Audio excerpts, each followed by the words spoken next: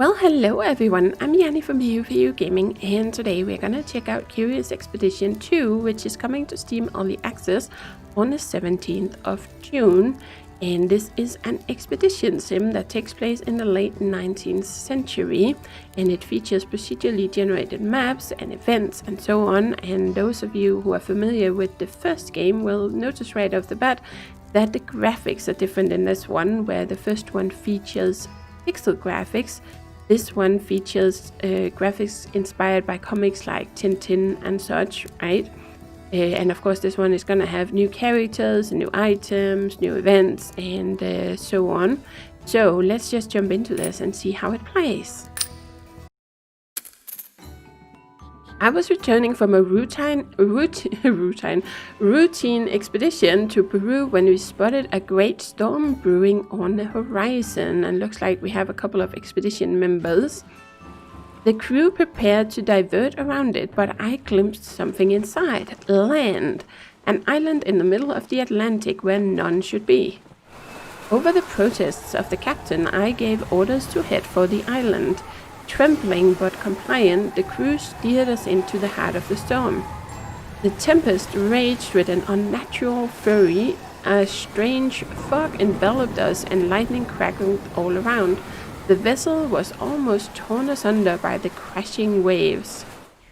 Yet just when death seemed certain, we emerged from the maelstrom into an almost perfect calm.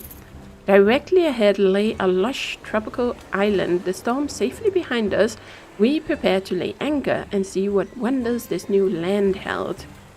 Okay, so we need to explore the island. I wonder what this is. That must be the fog. It has a strange color though. I know this route well. This island wasn't here before. Okay, so set waypoint, but yeah, that's where we want to move to, right? So we're gonna try and head up here, and double click to actually move.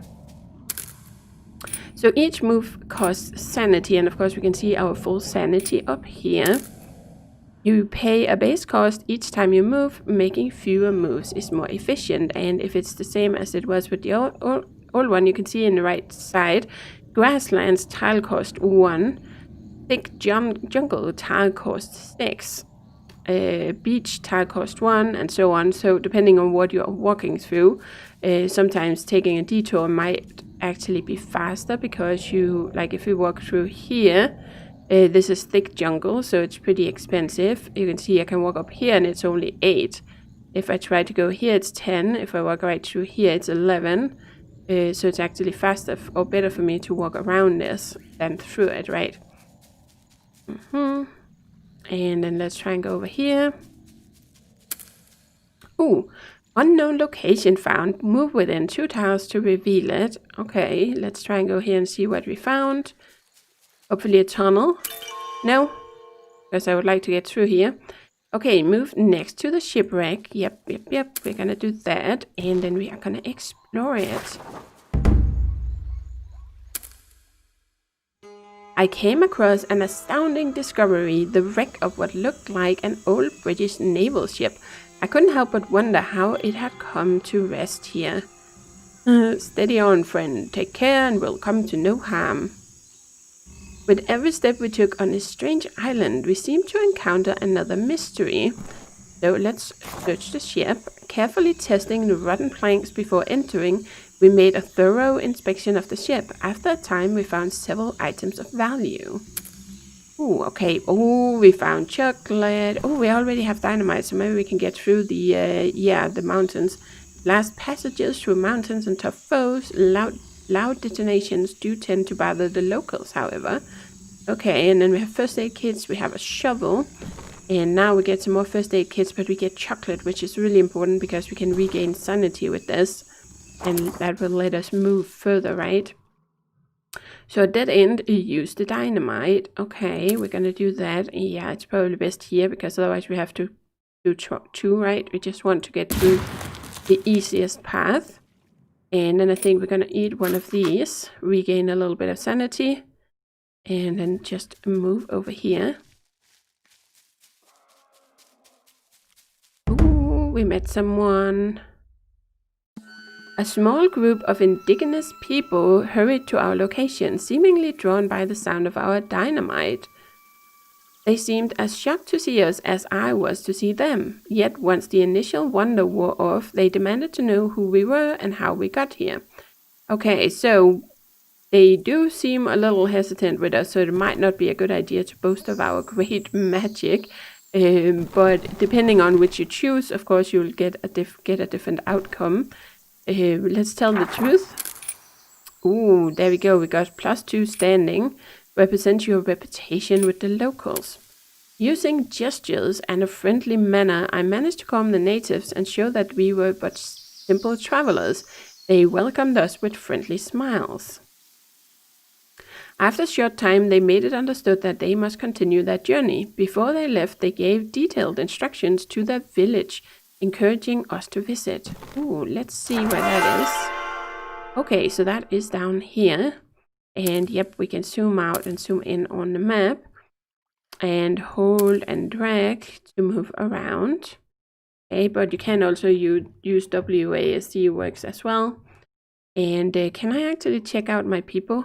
Oh, I can. Okay, so Etienne is an anthropologist, level 1. He has a loyalty of 2 out of 4. That's to me, like the expedition leader. And he has 3 out of 10 experience, full health. And then he has some skills down here. So he has 2 times weak punch. He has 2 times human understanding. So he can do some healing as well as some damage. And you also kind of have to pay attention to the colors of their skills because that matters as well. Usually a good idea to have a crew that kind of covers different colors and different types of skills, of course. And apparently we can equip stuff. And he can carry 2 items. Aha, okay, if this is how it used to be, then it actually adds to this up here. So when you, later on, when you choose a crew, which we don't get to now because we're doing the tutorial, but later on when you choose them, you'll be able to see that sometimes you can choose someone that has a bigger or smaller capacity, right? Okay, and then we have a Cornelius. He is a big game hunter, loyalty 2 out of 4, full health, but he has more health as well, whereas Etienne only had 60. And he has Tally-ho, damage 3, vulnerable 30. Increases damage taken by 30%. That's not bad. And cracking wallop, so he can do damage with these as well, and then he can actually stun someone and prevent the attack, or prevent one attack, right? And he has a capacity of 2. Okay, so what do we have ourselves? We have inspire, so we can inspire our allies, and then we can do some damage. Okay, and we have capacity 4. So you can see that adds up to this. So we have 4 plus 2 plus 2. That's our full inventory, right? So, yep, there we go. Just wanted to see what kind of skills we actually had. So we need to go down here. Let's see, here we have to go through the jungle. That's 11. What if I go through here? Then I still have to go through a jungle. That's 14. If I go here, that's 12. Okay, let's try and go down this way. Then we might open a little bit of this so we can see if there's something of interest here. Oh, that's good. We can still get through. Oh, what is this? Unknown location. Interesting. Let's make sure to eat a little bit more chocolate. And then let's go and see what this is. I know we're supposed to go to the village, but that doesn't mean that we can't explore something on the way, maybe. Or maybe we can't. What structure? Okay, maybe it's not a PY in that sense that you can actually explore it. So let's go over here. Well, it doesn't have one of these icons above it, so I guess not.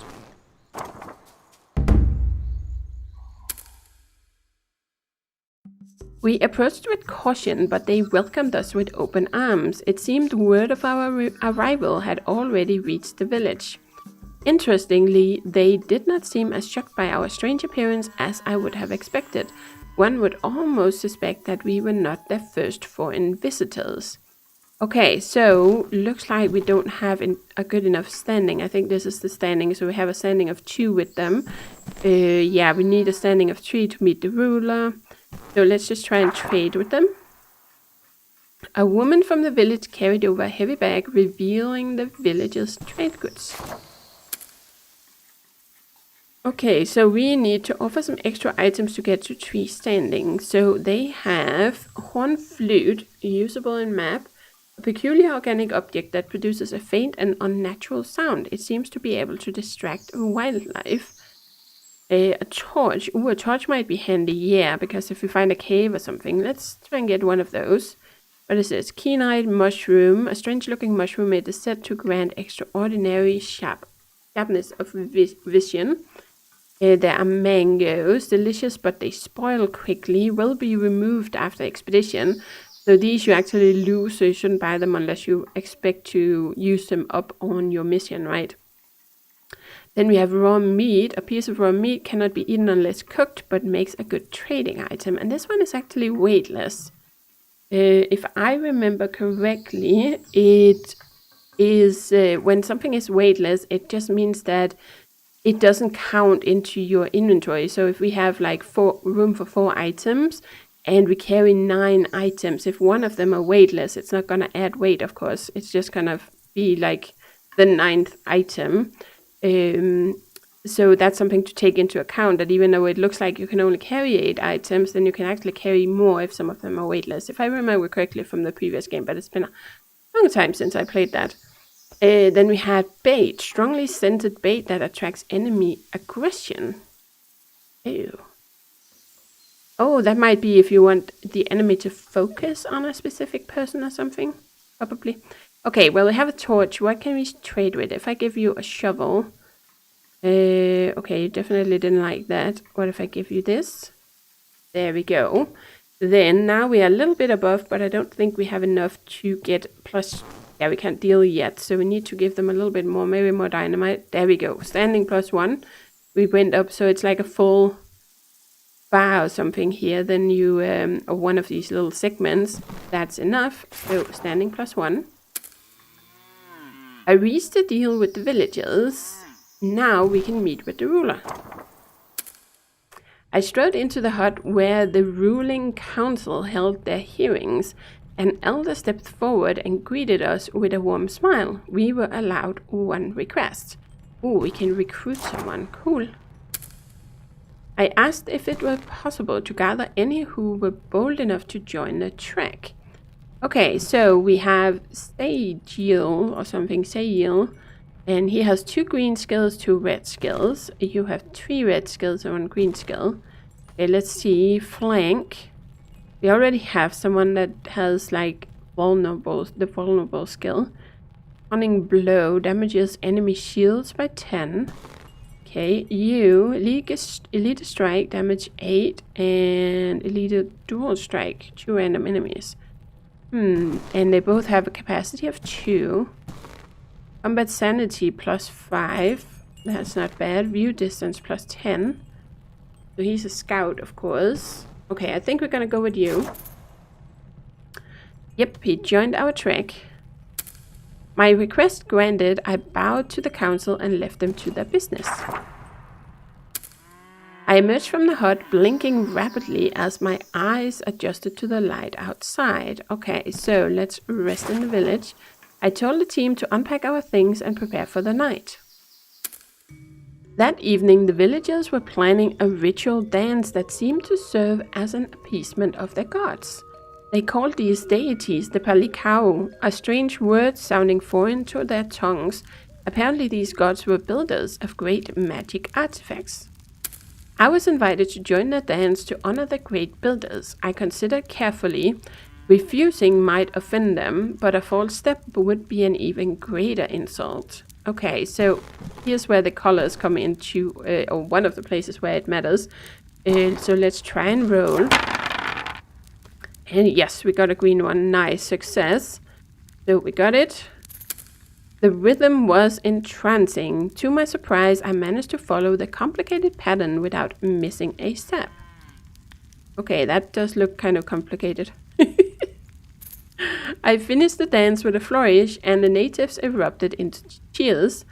Clapping me jovially on the shoulder, they gave a gift to show their appreciation. Oh, we got a spear. Okay, equip your spear. So we're gonna in here, and then we're gonna select our expedition leader here, and select the spear. There we go. Now she has a spear. Ooh, so that means now she actually has like 3 green skills, a rather pointy spear, as well as her blue and red skills, of course. Ooh. The evening's activities complete, we settled in for a quiet evening by the fire before retiring to our bedrolls. So let's take a nap. And there we go. Now we are resting, and you could actually stop resting down here if you don't want to rest the full time. But of course, each night you regain more sanity. And you will also heal, if I remember correctly, if any of your people are wounded. You may now do as you wish. You might want to rest again to recover more sanity. No, I think it's fine. And if it works anything like the previous game, then sometimes you will actually be in a competition kind of every time with, you know, in-game NPCs. So it's a matter of completing your expedition as fast as possible. And that means sometimes you might not want to rest quite as long because you might not have that long left of your expedition because before you reach your goal. Or, you know, there can just be different reasons for why you wouldn't want to sleep very long because you want to preserve how many days you spend on it, right? So, I don't think I want to trade anything else. I hope we have enough food. We're gonna see. I told the crew to pack and sallied forth as new adventures awaited us. One native clasps my hand in respect and wished me farewell. Okay, here we go. So, I think we are just gonna try and go north. Oh, there's something over here though. Which we could go and check out, or no, you know what? I think we're just gonna head up here. Let's do that. And see. So I don't know exactly what the where we want to. Okay, 15, 10, 16. A river. So I can cross that.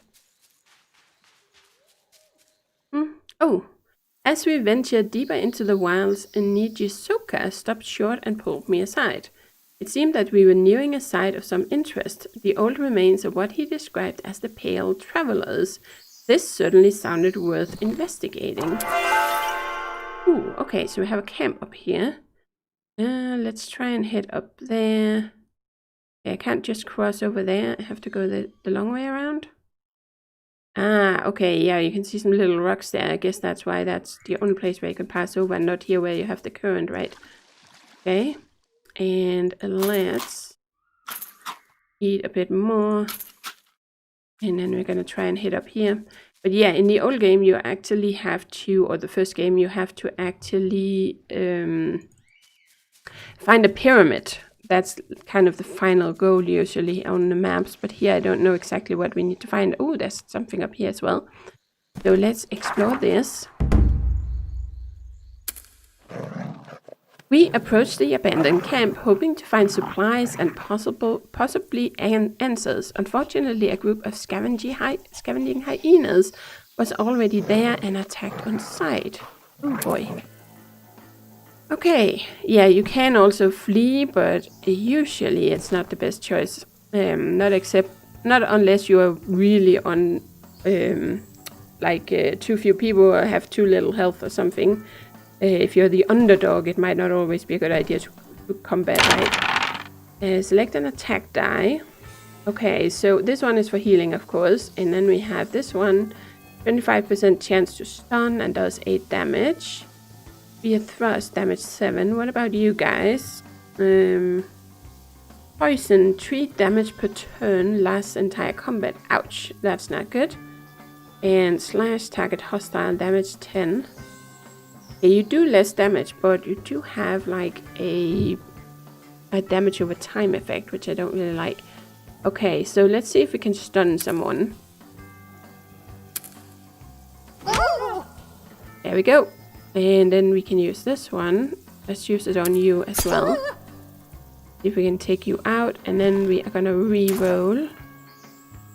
Blank dice are added automatically at the last die as well. So there's this one. Oh, here we go. Confirm. Select the Inspire die. Okay, so target ally. And then we inspire the Anthropologist. This character's attacks are now much more powerful. Okay, so we use his weak punch. And then I'm just gonna use it on you. There we go, then we've taken out one of them. End round. Okay, so we took a little bit of damage from this one. And now we roll again. And let's see what we have. Lead a dual strike. Target 2 random enemies. Not really what we need right now, I don't think. Okay, you're like at full health. So damage 8. Okay, let's just use this. There we go. 17. Let's use this one. We're down 10. And then we have this one. Well, I guess you can use it just as much. I don't know if it's going to do the full 8 on both, or if it would just use confirm. Okay, so it would do 8. I don't know if it would do 4 on each if we had 2 enemies. So we have no more dice. Let's end the round. Okay, so you heard that, and then roll again.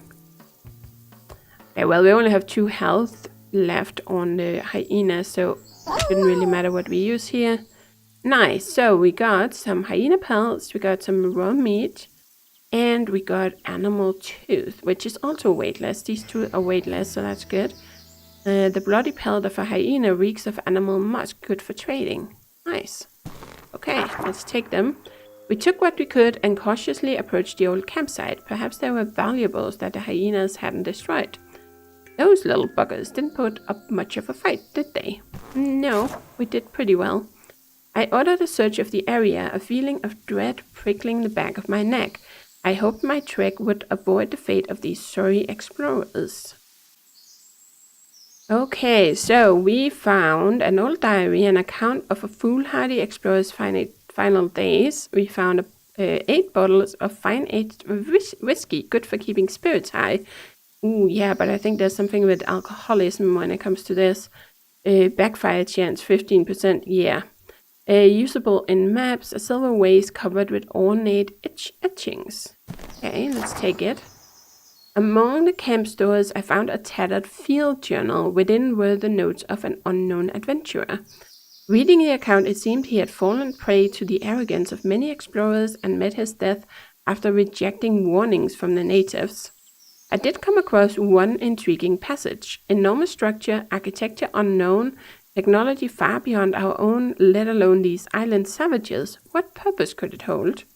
He went on to give detailed direction to this strange structure. Fascinating. I simply had to visit. Okay, so that is up there somewhere. Okay, now we have to investigate that. Let's see. Okay, we can actually cross over here. Tile cost. Oh, the more swamp you travel through, the more stuck you get. Yeah. Okay, tile cost 3. But that's 7, but it's still faster than going around it. So let's just do this. And I think we're gonna have to go past here anyway. So let's see, I need 2. Let's drink a little bit of this and see what happens. Okay, we know alcoholism so far. I didn't see any. Yeah, you are local. Okay, you guys do have something here. Injured. Even though this will heal by time, an injury can become infected and turn into a serious problem. Infection chance +5. Okay, so if I take this. Oh, right, that happens. I always forget this. So we can choose to heal them before we move on, which can sometimes be a really good idea. There we go. Let's do this. We used the first aid kit to treat the injuries of Victoria Marlin. She had more color in her cheeks afterwards, so +9 to health.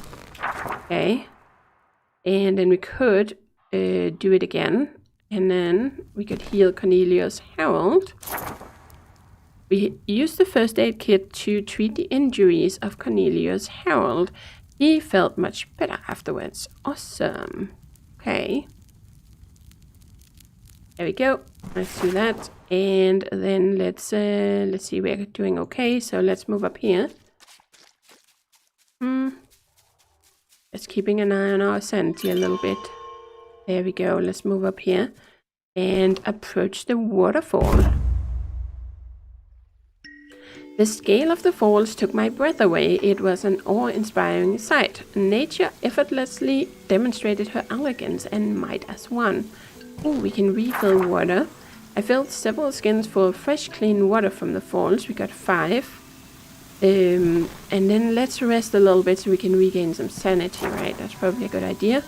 I instructed Trek to halt to recuperate. It was a beautiful night and everyone seemed to enjoy themselves. At the urging of my comrades, I told a small anecdote of my travels that evening. I was meeting with the leader of a small village in Egypt, seeking permission to investigate a local tomb. Things were going well until he offered me a local delicacy. One should never turn down a meal offered by their host. Not wanting to offend, I ate heartily. Unfortunately, it seemed that the plate contained a quantity of shellfish, to which I'm terribly allergic. I did not sleep well that night, I can tell you that. The following morning, my guide to the tomb ran screaming when he saw my swollen face, thinking I was some kind of demon or ghost come for vengeance. I would have explained, but the locals began to arm themselves when they saw me coming. Sadly, I never did manage to see the inside of that tomb. Never be too proud to run from the business end of a rifle. That's probably pretty true. Okay, so we are gonna rest a bit. And let's see, there we go. See, we are regaining our sanity. And then we could just stop resting here. I think it sleeps 5 days by default. So we could have slept one more and then we would have filled this out. As we prepared for departure, I knew we would miss the sparkling effect of the falling water. This place buoyed my soul. Okay, so we could refill water again, or we could rest more if we wanted to, but let's just leave. And let's see where we need to go. We need to go up here. I think it's probably best to go this way, maybe, instead of through the jungle. So let's try and go here. Oh yeah, I think that's best to go there. So let's do this. And head over here. There we go. Approach ancient structure. The haunting shape of the structure was like nothing I had seen in all my travels. The purpose was unknowable, but it seemed that it might be some kind of great ancient machine. As we approached, Nijisoka began to tremble, panic on his face. He frantically wonders that their Palikao gods would not tolerate intrusion into this sacred place. Okay, let's see if we can calm him. We have a 33% chance on one of our dice to get this. So here we go. Roll. Okay. We still got 2, which is kind of interesting. Oh, there was another one that showed 33, of course. So it was probably on the back side of it. That the blue side was, right? It was not easy, but I managed to convince Nijisoka that our own powers were a match for these mythical Palikao. Though he remained nervous, he would stay with us. So let's approach the altar. I approached the platform that seemed to control the machine. A strange dread filled me as I drew closer, but the idea of turning back now was unthinkable. As I lay my hand upon the central crystal, a great creaking and clanking filled the air. The surface grew hot to the touch, and a ghastly purple fog began to pour forth. Oh boy. I fled that place, the billowing fog chasing me back to my ship. I still ached with curiosity, but one must survive if one is to make great discoveries. That is very true. Okay, so we have to make it down to the ship. So let's see, let's start going. And let's just check. It's probably best. Yeah, we need to go down this way. There we go. And let's... Oh, low sanity. Yep. Let's drink a bit of this. Oh, look at that. Now someone is an alcoholic. Has a bad drinking habit and will lose loyalty if not continuously supplied with alcohol. So there's kind of a trade-off here if you decide to use a whiskey, right? Okay, so let's keep going.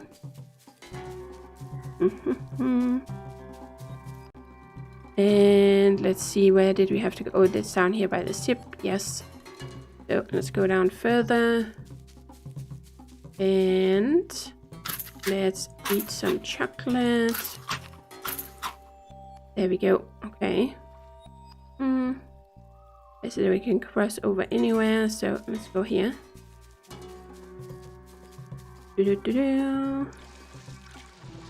Nice. I prefer dark chocolate, but thank you. I don't. I prefer milk chocolate. Well, white chocolate is pretty good as well. Okay, let's eat a bit more. There we go. Okay, so 15 to go here. Or, well, generally it doesn't want to go through here. You know what? Let's just do it like this. Oh, look at that. Not good. Ooh, it's catching up with us.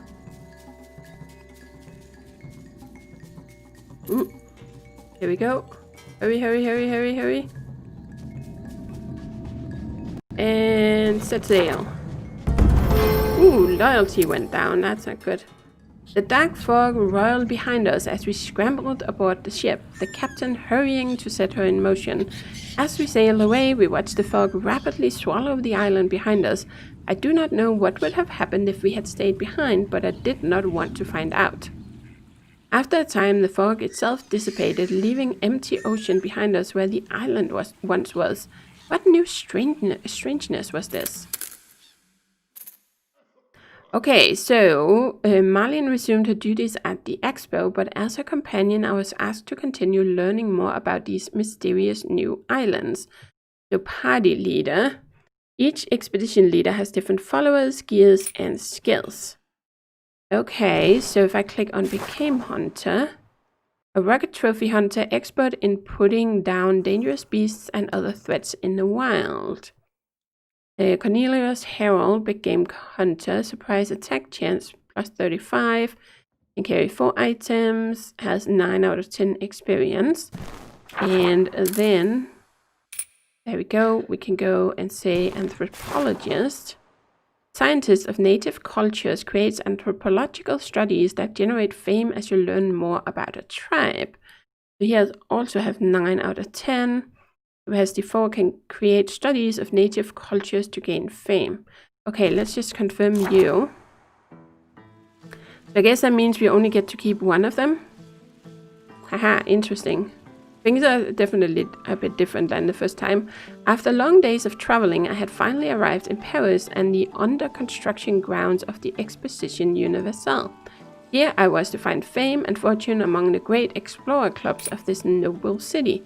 Brimming with optimism, I looked out on the fairgrounds. Okay, so it looks like the only one we can choose is the bar. I entered the famed L'Horloge Envers the glass clock and surveyed my surroundings. Ah, okay, so you kind of start with one expedition leader and then you become the expedition leader, I guess. And then you choose whether you want to be the big game hunter or the anthropologist. So yeah, there's some things that are different from the first one. But that is cool. We are supposed to choose some people here. Renowned as a meeting place for would-be explorers, it was a likely place to find eager adventurers to join my trek. And then we can recruit some of these people and then go on the first like real expedition. But yeah, we're gonna end the video here. You guys are gonna have to let me know if you want to see more of this game, or maybe a few more expeditions. But that's kind of the deal, even though this was the tutorial, but that's kind of the deal with all the expeditions, that you go on these expeditions and then you have all these different types of events that occur on the different maps. And as I said, it's procedurally generated, both how people react to you and what is on the maps and things like that. So it kind of changes every time you go on an expedition. You will have different experiences, right?